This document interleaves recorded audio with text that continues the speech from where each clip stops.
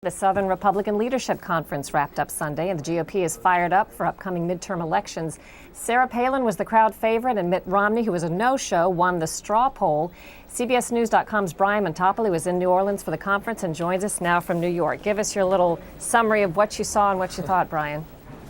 Well, we saw a lot. It's sort of the curtain call, as they say, 2 years out before the election, where people start to look at who they might want to support in 2012. This year was a little different. The two people who have already laid a groundwork for a presidential run and really seem to be on the path, both Romney and Pawlenty, didn't show up. Romney decided to continue his book tour, and Pawlenty sent in a video, but he stayed back to welcome some troops home.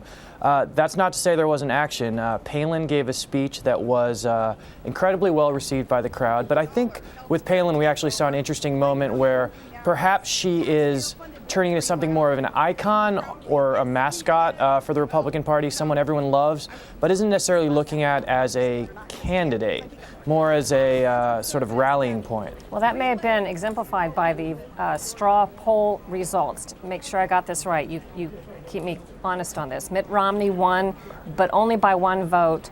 Sarah Palin came in a distant fourth. What does that tell you about Romney? Just one vote.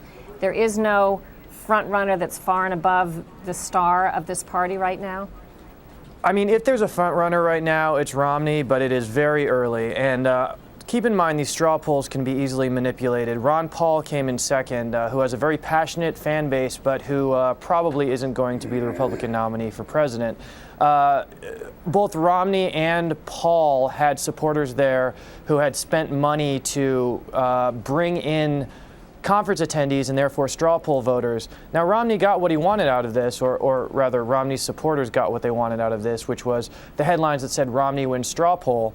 But Romney, he's got some problems right now, chief among them the health care bill that is so reviled by Republicans and which shares a lot with the bill he signed into law as the Republican governor of Massachusetts. As you look around and see what's going on there, are there any new faces or faces we don't hear a lot about that you think could emerge, and why?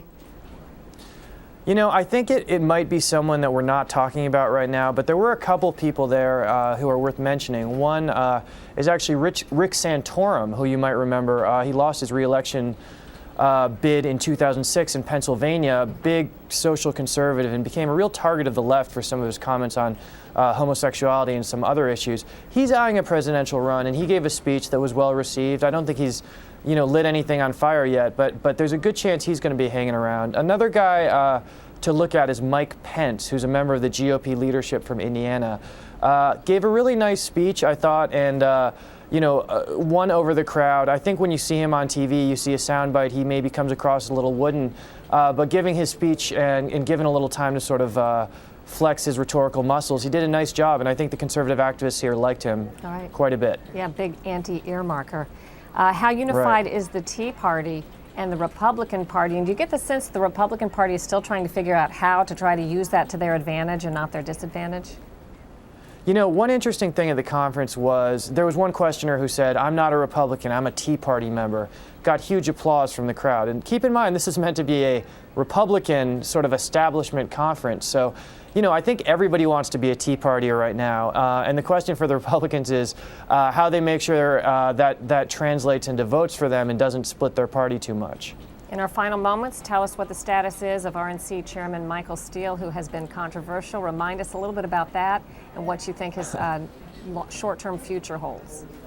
It's hard to know where to start with Michael Steele. Most recently was the, I guess I can't help but say, bondage-themed nightclub expense scandal.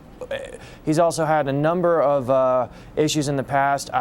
There's a lot of skepticism towards him. I don't think Steele's job is in trouble right now just because the Republicans do not want the distraction of having to remove the chairman, particularly the fact that he's a high-profile African-American.